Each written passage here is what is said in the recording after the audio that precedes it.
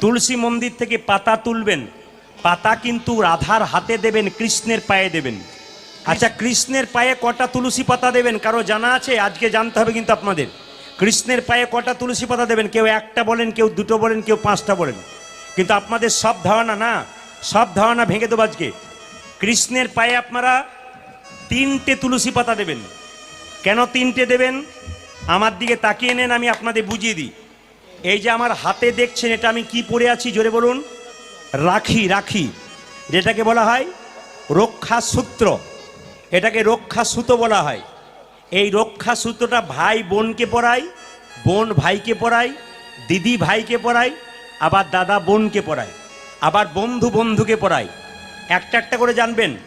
এই যে রাখি বন্ধন উৎসব, আমি তখন ছিলাম আলিপুরদুয়ার, মানে কোচবিহার আলিপুরদুয়ার, কত দূর বুঝতে পারছেন তো? ওখানকার ছেলে মেয়েরা আমার হাতে রাখি বেঁধে দিয়েছে।